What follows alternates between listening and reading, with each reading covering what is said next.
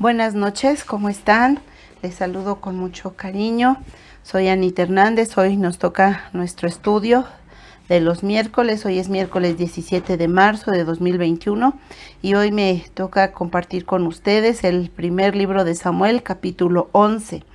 Y bueno, es bastante hermosa la palabra de Dios y tiene mucha enseñanza, riquísima en enseñanza. Pues vamos a ver lo que Dios tiene para nosotros el día de hoy. Vamos a orar y vamos a dar inicio. Padre, te bendecimos, te exaltamos, te adoramos. Tú eres digno de suprema alabanza.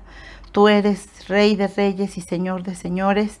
Y venimos a tus pies, Señor. Venimos ante ti porque queremos escucharte. Queremos escucharte claramente. Queremos recibir tu palabra. Queremos ser animados, exhortados, consolados, Señor, animados, porque tú todo lo puedes, Señor. Dice tu palabra que diga el débil, fuerte soy, con poder del Señor.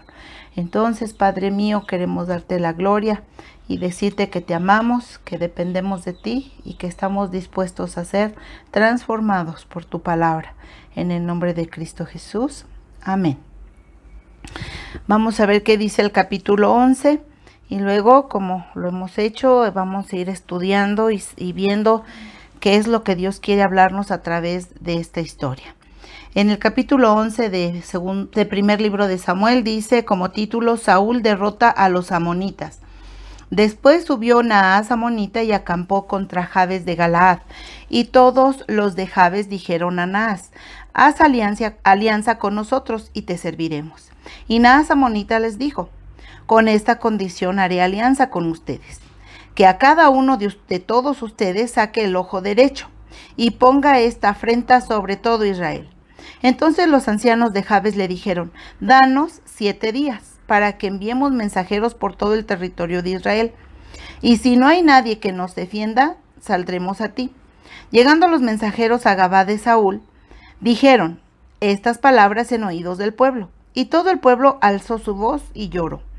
Y aquí Saúl, que venía del campo tras los bueyes, y dijo Saúl: ¿qué tiene el pueblo que llora?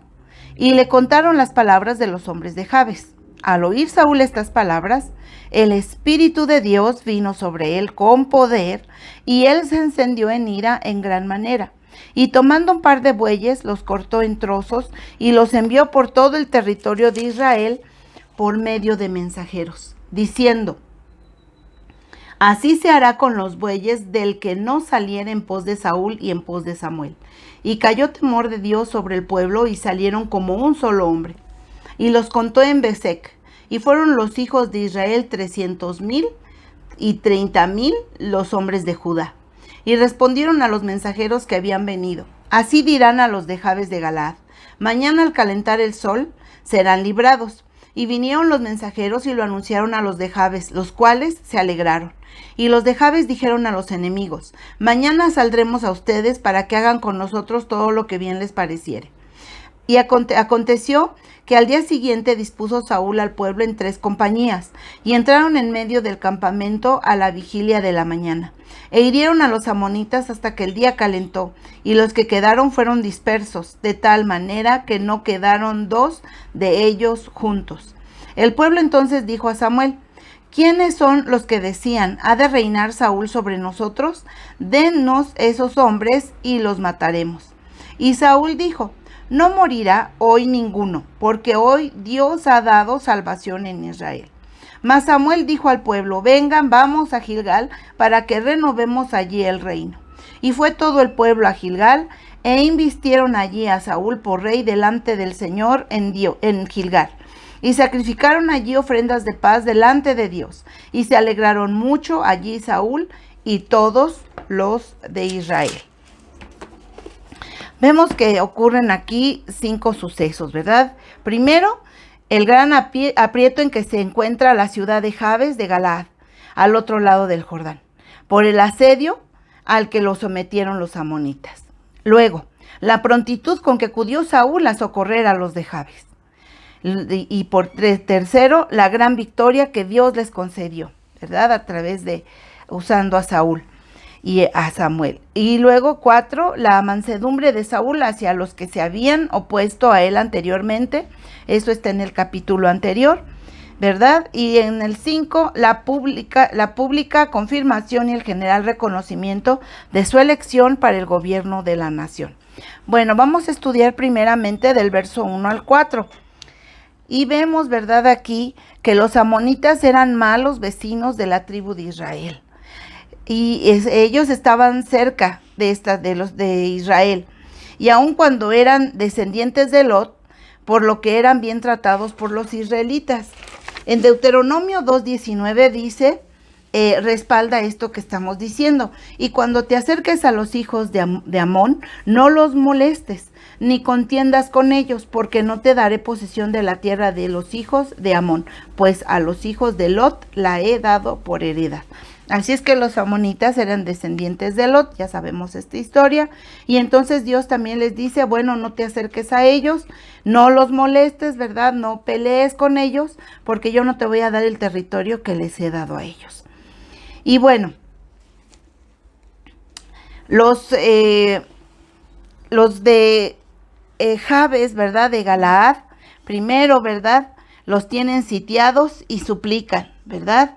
Haz alianza con nosotros y te serviremos, le dicen, ¿verdad?, a Naas. Y sin duda habían perdido la virtud de israelitas, porque de lo contrario no habrían perdido el valor de los israelitas, ni se habrían sometido tan mansamente a los amonitas, ¿verdad? De pronto, pues se llenaron de temor y les dicen, ¿verdad?, haz alianza con nosotros, en vez de enfrentarlos. Y bueno, los sitiadores pues les imponen una condición bárbara, ¿verdad?, y degradante, porque ellos mismos lo están diciendo, ¿verdad?, que será para que sean afrentados. Y dice, ¿verdad?, ¿cuál es esto que les piden? Pues que les van a conservar la vida, y los van a aceptar como siervos, pero hay una condición, ¿verdad?, de que se saquen el ojo derecho, como lo dice en el verso 2. Que a cada uno de todos ustedes saque el ojo derecho. Y dice aquí, ¿verdad?, y ponga afrenta sobre todo Israel. Y vamos a estudiar más acerca de esto, que de por sí, bueno, dejar a una persona tuerta deliberadamente, pues es algo muy cruel.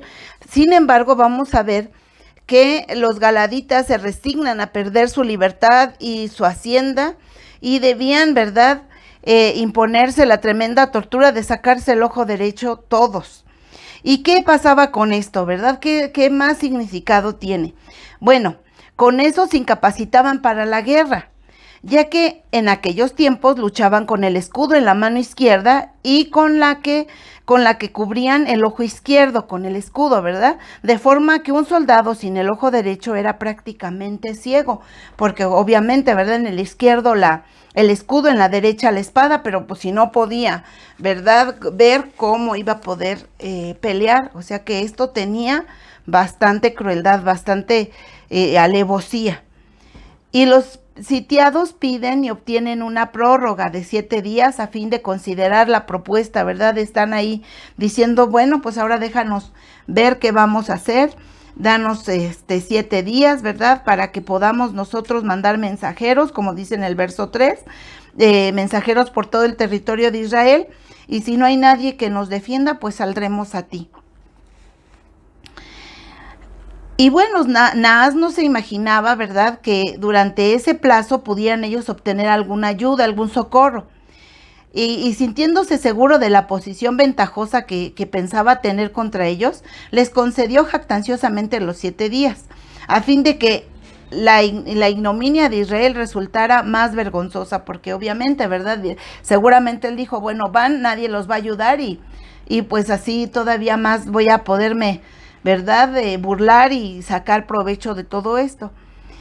Y bueno, si ellos no hubieran conseguido esta ayuda, ¿verdad?, él se hubiera sentido todavía más glorioso y más poderoso. Sin embargo, Dios tiene sus propios planes, ¿verdad? Obviamente el maligno nunca sabe lo que Dios ya tiene planeado y las promesas, ¿verdad?, de su pueblo, hacia su pueblo, que Dios tiene con ese amor tan grande. Y bueno, los sitiados envían el mensaje, ¿verdad?, a los de Gibea, y vemos aquí de los de Gibea, y vamos a ver lo que dice aquí el verso 4, a los de Gabá, ¿verdad? Llegaron los mensajeros a Gabá de Saúl y dijeron estas palabras a oídos del pueblo, y obviamente, ¿verdad? Todo el pueblo alzó su voz y lloró. Esto a mí me impresiona, ¿verdad? El pueblo, al escuchar que sus hermanos estaban en asedio, que estaban bajo una amenaza tremenda, ¿verdad? Ellos se conmueven, ¿verdad? Ellos sienten dolor por sus hermanos y empiezan a llorar. Bueno, bueno, dan esta noticia y el pueblo se pone a llorar, y pues todo el pueblo haciendo el lamento por esta situación. Pues es impresionante ese corazón de amor y de solidaridad con sus hermanos, ¿verdad? Y bueno, en el verso 5, vamos a ver ahora del 5 al 11, cuando Saúl recibe la noticia. Y bueno, lo que dice aquí a partir del verso 5, pues dice mucho a favor de Saúl y muestra los espléndidos frutos de ese otro espíritu con el que había sido investido, ¿verdad? Porque vemos todo esto, lo vimos la semana pasada en el capítulo 10. Y vamos a ver dos versos del capítulo de 10 del primero de Samuel. En el capítulo 9, la parte B, dice: le mudó Dios su corazón y todas estas señales acontecieron en aquel día. Y en el verso 10, en la parte B, dice: y el Espíritu de Dios vino sobre él, o sea, sobre Saúl, con poder, y profetizó entre ellos. Y vamos a referirnos a un verso antes, en el verso 6 de este capítulo 10, donde le dice, ¿verdad?, Samuel a Saúl: entonces el Espíritu de Dios vendrá sobre ti con poder y profetizarás con ellos y serás mudado en otro hombre. Esto se me hace sumamente impactante. Cuando Dios llena a una persona, es impactada con su presencia, tiene un encuentro personal con Dios, somos mudados en otros hombres, ¿verdad?, y mujeres. Una persona que ha nacido de nuevo, que es cuando tiene su primer encuentro con Dios, su primer momento con el Señor, y nace de nuevo, ¿sí?, no puede ser la misma persona. Y yo les digo mucho esto: un vivo jamás será igual a un muerto. Un vivo, aunque esté desmayado, da señales de vida, tiene signos vitales, incluso así se llaman, ¿verdad? El pulso, la presión, etcétera. Hay signos vitales porque esa persona todavía tiene vida. Pero un muerto no tiene nada ya, ningún rasgo, ningún signo de vida, ¿sí? Está muerto. Así es que un vivo un vivo espiritual jamás va a ser igual a un muerto espiritual. Una persona que ha sido nacida de nuevo, hay cambios en su vida. Hay cambios radicales en su vida. Y claro, hay otros que conforme va creciendo en el Señor, conforme vamos caminando con Dios, conociendo las Escrituras, teniendo una relación personal con Dios, Dios nos va moldeando, transformando. Y vamos a ver aquí la humildad de Saúl, ¿verdad? Aunque había sido ya ungido por rey y aceptado como tal por el pueblo, no pensó que se rebajaba al ir al campo a ver el estado de su ganado, ¿verdad? Porque aquí dice que él venía, ¿verdad?, con tras los bueyes, había ido al campo. Y bueno, esto es importante, ¿verdad? Y que cuando hemos sido llamados por Dios, tampoco se nos suba, ¿verdad?, el humo a la cabeza, y de repente pues sentimos que ya no podemos hacer nada, ¿verdad? No podemos apoyar en labores que sentimos que ya no son propias, ¿verdad? Dios me llamó a ser un evangelista, pues yo solo voy a ser evangelista, yo no voy a ir a limpiar bancas, no voy a ir a apoyar en nada, limpiar el lugar, no, yo solo llego y doy mi plática, mi conferencia, y estoy en el evento de alcance, etcétera. Y hay personas así que tristemente no se dan cuenta, ¿verdad? Con lo que no es que no se den cuenta, no quieren tener esa humildad que también fue característica de nuestro Señor Jesucristo, que es nuestro ejemplo para todo, ¿verdad? Él mismo dijo: yo no he venido a ser servido, sino a servir. Y los que somos sus discípulos, ¿a qué hemos venido? Pues también a servir, no a ser servidos. Así es que esta enseñanza aquí. Saúl empieza muy bien, va muy bien en este capítulo todavía.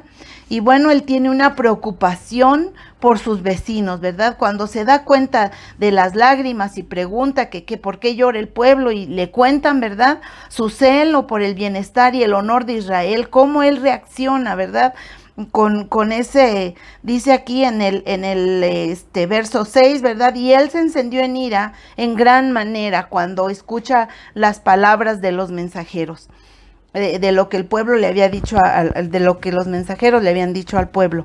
Y bueno, él se da cuenta de la insolencia de los amonitas y del aprieto en que se encontraban. Y bueno, viene ese deseo de ayudar, ¿verdad?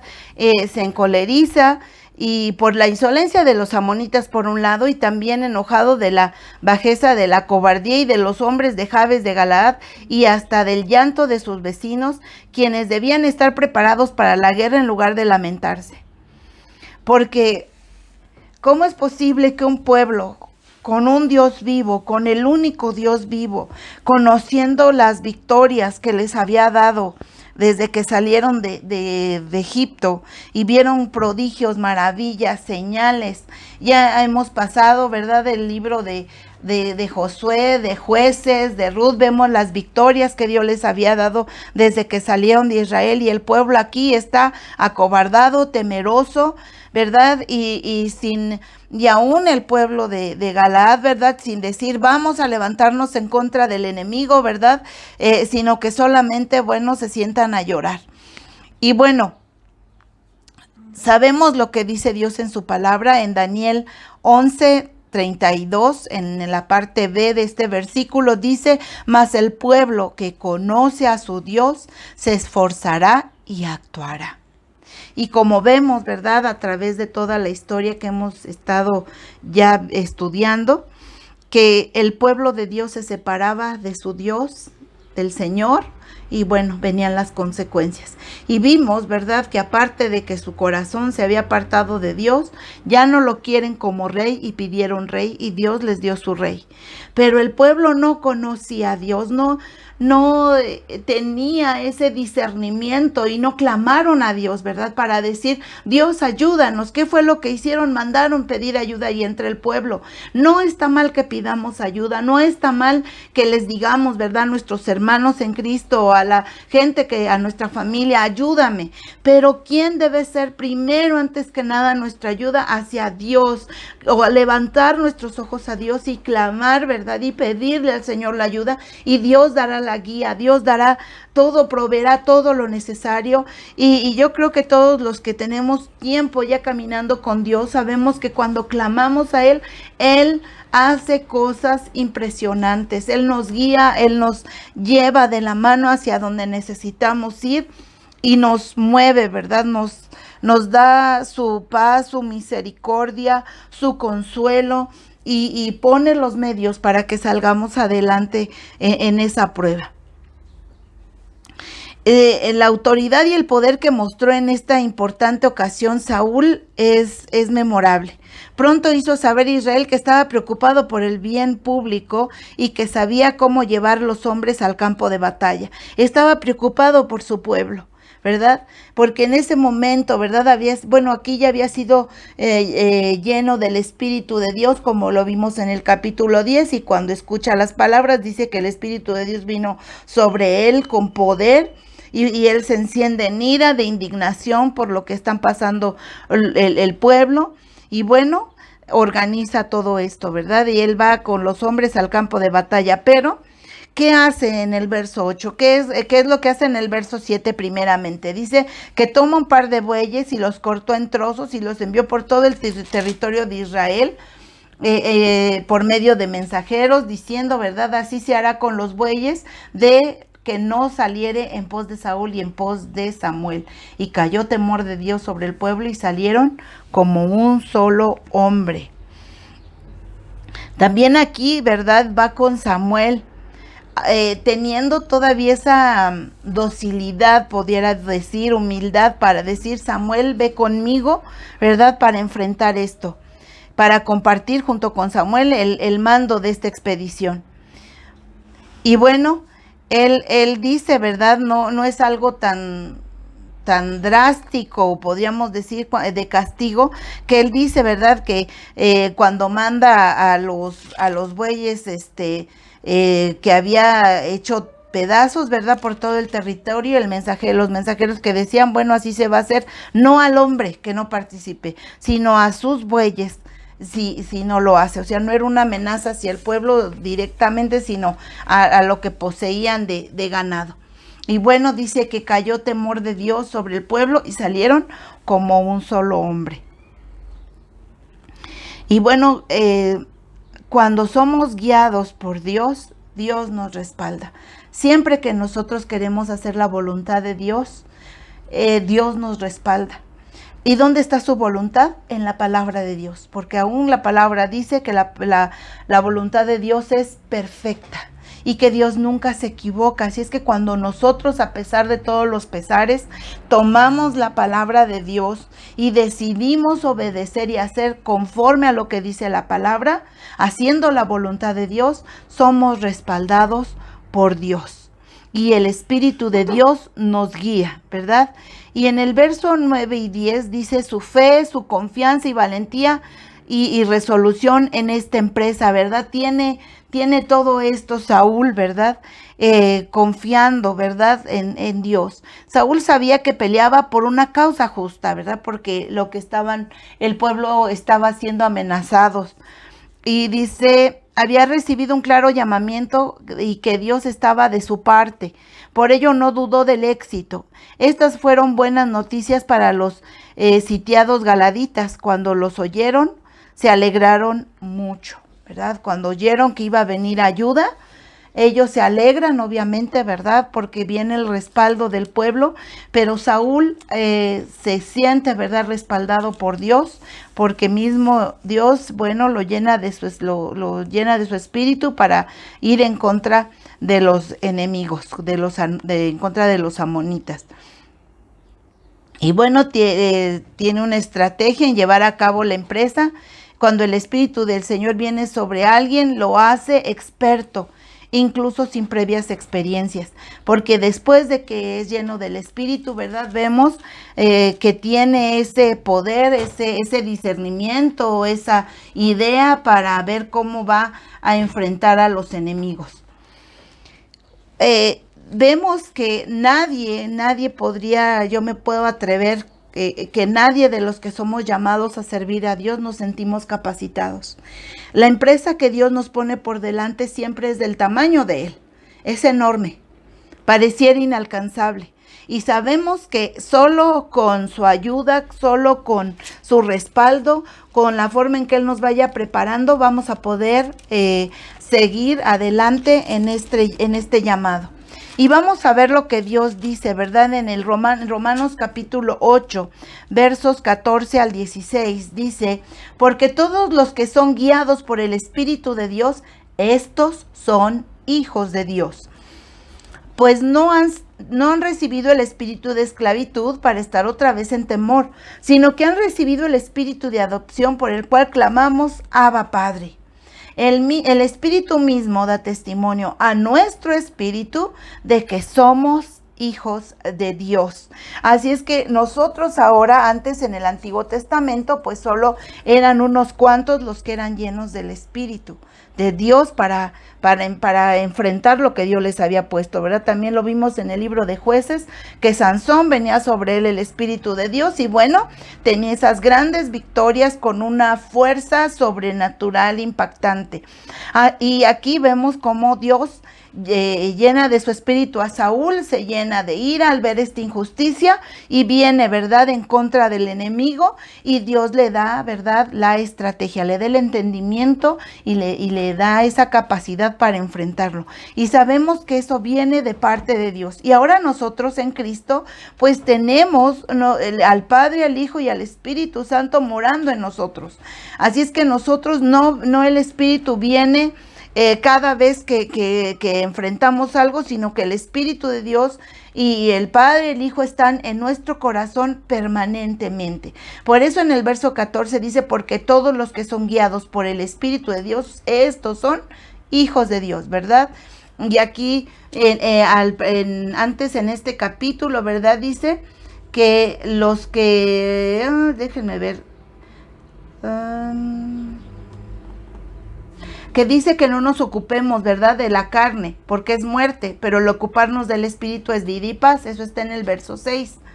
Y en el verso 4 dice, para que la justicia de la ley se cumpliese en nosotros, que no andamos conforme a la carne, sino conforme al Espíritu. ¿Y cómo es andar conforme al Espíritu? De acuerdo a lo que Dios ha establecido en su palabra. Y claro, el Espíritu también nos guía. Hay esa relación con Dios y podemos entender, ¿verdad?, aquí en nuestro corazón cuando Dios nos habla a hacer algo, a decidir, cuando nosotros todo lo ponemos en manos de Dios, toda decisión pequeña o grande la ponemos delante de Dios, su Espíritu nos guía y Dios nos responde para hacer lo que va de acuerdo a su voluntad.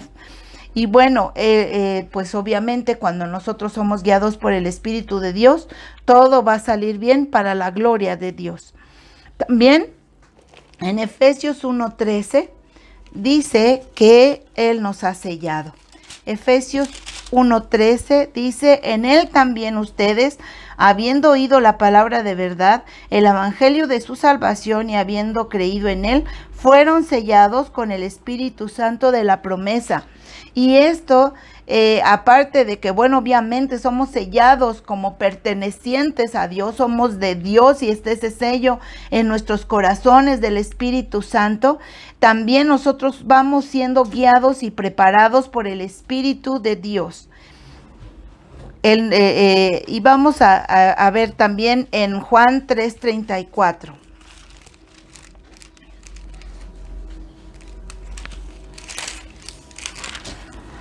En Juan 3:34 dice, porque el que Dios envió, las palabras de Dios habla, pues Dios no da el Espíritu por medida.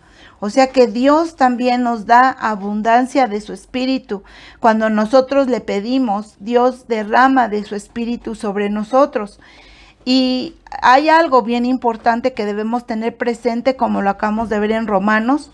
El Espíritu solo puede estar donde hay un corazón, una vida que quiere vivir y que está dispuesta a vivir en santidad, apartados para Dios. El Espíritu no puede estar donde hay pecado, ¿verdad? Y aún dice que no apaguemos el Espíritu, porque si nosotros, ¿verdad?, no dejamos que Dios nos transforme, no nos lavamos, ¿verdad?, no le pedimos al Señor que nos perdone y nos lave con su sangre de todo pecado, ¿verdad?, pues no hay manera de que el Espíritu de Dios sea derramado sobre nosotros. Primero, obviamente, necesitamos nacer de nuevo, pero después tenemos que cuidar, ¿verdad?, de esa salvación, no en nuestras fuerzas, sino confiando en Dios. Y como dice aquí en Juan 1, abogado tenemos para con el Padre, a Jesucristo el justo, ¿verdad?, el que intercede por nosotros delante de Dios. Y bueno, vamos a ver en Romanos 8:26 que Él es el que nos ayuda.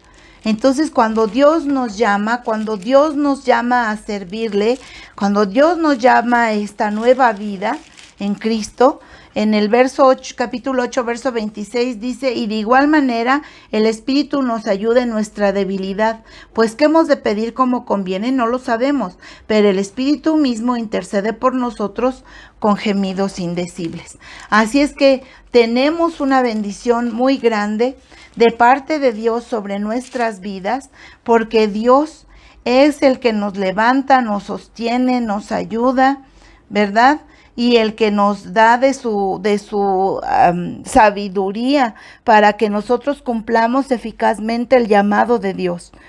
Y es Él el que nos capacita y el que nos sostiene para ir adelante haciendo su voluntad y llevando las buenas nuevas a donde Dios nos envíe y hacer la obra que Él nos llamó, no en nuestras fuerzas, porque nuestras fuerzas son completamente limitadas. escasas para lo que Dios nos llama a hacer. Así es que es importante que nosotros dependamos de Dios en todo, para que Él se glorifique y nosotros nos gocemos con Él de ver su mano poderosa obrando en nosotros. Y bueno, vamos a ver cómo se lleva a cabo esta estrategia que Dios permite que le da a Saúl, y le dice que, bueno, nos habla de que el ejército que junta a Saúl no tiene caballería, ¿verdad? Son solo infantería, y lo divide en 3 batallones. Eso está en el verso 11. Dice: aconteció que el día siguiente dispuso Saúl al pueblo en 3 compañías, y entraron en medio del campamento a la vigilia de la mañana, e hirieron a los amonitas hasta que el día calentó, y los que quedaron fueron dispersos de tal manera que no quedaron 2 juntos de ellos. Y bueno, se va hacia el enemigo con increíble rapidez y mejorando su promesa, pues, que había aún asegurado que le socorrería al día siguiente, porque esto lo hizo al calentar el sol, pero ya había llegado desde la vigilia, ¿verdad?, de la mañana a hacer todo esto. Así es que más bien cuando lo calentó el sol, ya habían sido dispersados y ganado la victoria contra los amonitas. Ataca al enemigo con increíble valentía. ¿Y quién nos da también esa valentía? El Señor. Dios nos da esa valentía para enfrentar las pruebas. Porque dice la palabra que Dios no nos ha dado un espíritu de cobardía, sino de poder, de amor y de dominio propio. Así es que nosotros tenemos al Espíritu de Dios dentro de nosotros guiándonos, y Dios nos da, ¿verdad?, con su Espíritu esa valentía para enfrentar lo que tengamos por delante.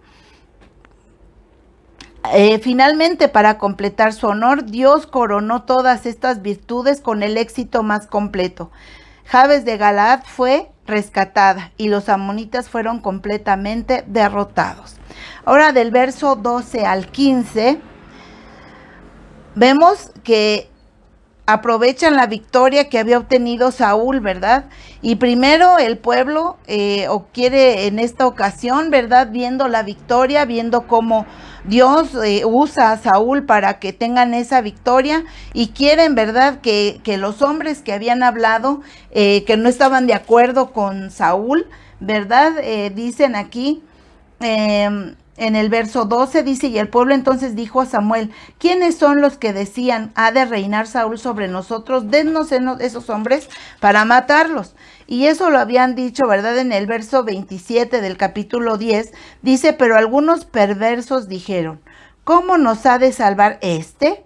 Hasta se ve esto muy despectivo, y le tuvieron en poco y no le trajeron presente. Dice que más Saúl disimuló esto, ¿verdad? Y aquí, bueno, el pueblo dice: ya nos dio la victoria Dios a través de Saúl. ¿Dónde están los que no querían, verdad? Los que no querían que Saúl reinara sobre nosotros. Y bueno, a mí me gusta esta respuesta de Saúl, que les da en el verso 13, y Saúl dijo: no morirá hoy ninguno, porque hoy Dios ha dado salvación en Israel. Es un hombre que aquí, ¿verdad?, está reconociendo que la salvación la dio Dios, y que ha dado una gran victoria a su pueblo, y que no morirá ningún otro. Los hombres de Dios, las mujeres de Dios, tenemos que ser pacificadores.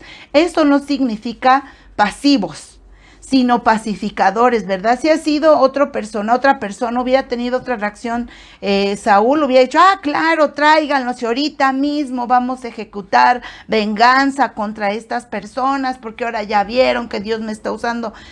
No, su reacción, ¿verdad?, fue de gratitud a Dios y de paz. Eso significa el que seamos pacificadores, que no le echemos más leña al fuego, sino que busquemos estar en paz con todos, porque así lo dice también la palabra de Dios, ¿verdad? De que busquemos ser pacificadores, porque hay mayor provecho en tener a un enemigo ya como amigo, que aún aquí, como podía Saúl, quitarle la vida, ¿verdad? Y vemos aquí algo que también nosotros tenemos que aprender, porque todos tenemos, ¿verdad?, diferencias con personas. Y a veces decimos, no, es que este es difícil de amar, este no quiero. Pero ¿qué dice Dios? ¿Qué dice Dios en su palabra aún de los enemigos? En Lucas 6:27.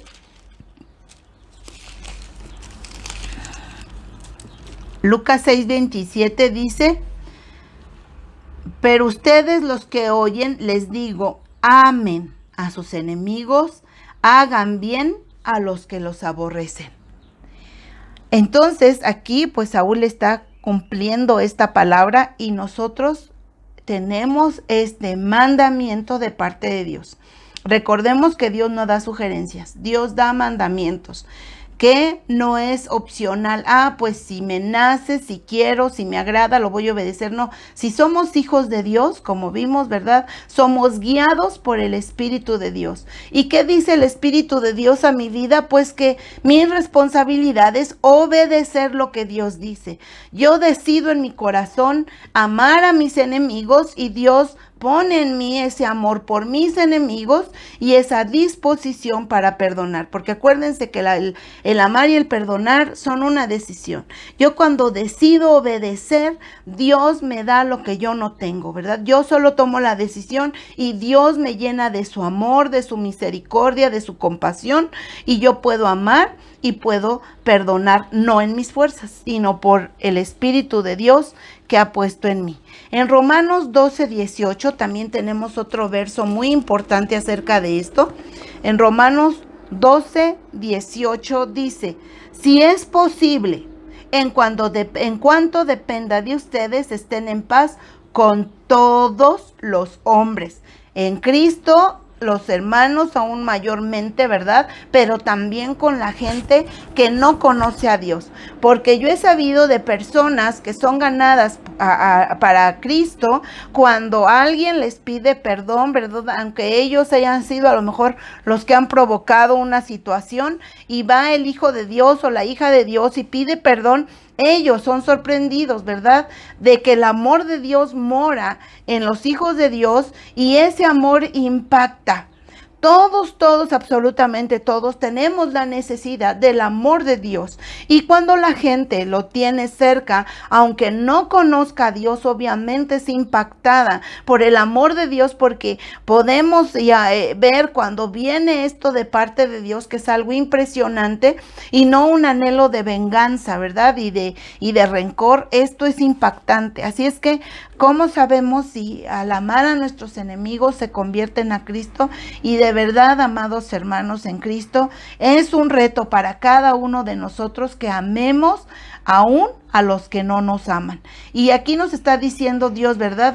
Si es posible, en cuanto dependa de ti. O sea, que yo decida perdonar y amar, aunque esas personas todavía no correspondan a que yo quiera estar en paz con ellos. Si yo voy y pido perdón, aunque esa persona no quiera perdonarme, yo ya estoy en paz con Dios primeramente, que es el más importante, porque he obedecido y Dios se encargará de tratar con esta persona.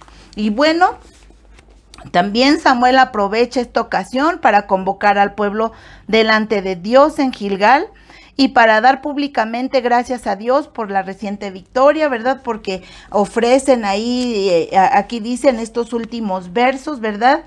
En el verso 15 dice, y fue todo el pueblo a Gilgal, e invistieron allí a Saúl por rey delante de Dios en Gilgal, y sacrificaron allí ofrendas de paz delante de Dios, y se alegraron mucho allí Saúl y todos los de Israel. Así es que aquí, bueno, hasta ofrecen estos sacrificios de paz delante de Dios por gratitud, por la victoria que les dio, y para confirmar a Saúl en el gobierno con mayor solemnidad que antes. Y veo yo también algo muy hermoso de parte de Dios. Cuando Dios nos ha llamado a algún ministerio, Dios nos respalda.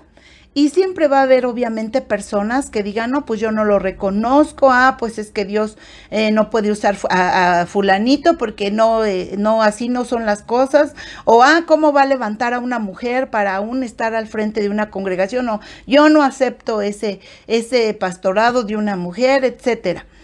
Pero resulta que cuando Dios ha llamado a alguno de sus hijos al servicio, Dios lo respalda y no es necesario, ¿verdad?, estar amenazando ni diciendo, pues yo soy y ni modo y me impongo. No, Dios respalda. Dios respalda, así como lo hizo aquí con Saúl, que él obedeció al llamado de Dios, a la voz de Dios, y el pueblo fue impactado por Dios, sabiendo, bueno, con esta victoria que Dios había levantado a Saúl como rey sobre Israel. Y bueno, así igualmente Dios respalda.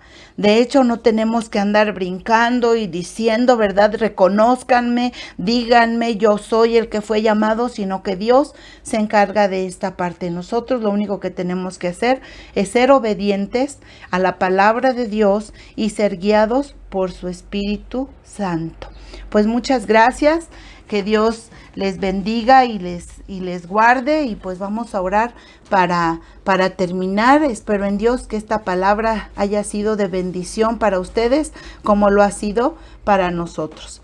Padre, te damos gracias por tu gran amor y misericordia, porque tu palabra siempre trae el mensaje que necesitamos, esa exhortación, ese ánimo, esa bendición. Siempre, Dios, tú traes algo maravilloso en cada enseñanza para cada uno de nosotros. Sea tu nombre bendito por siempre y para siempre, Rey de reyes y Señor de señores.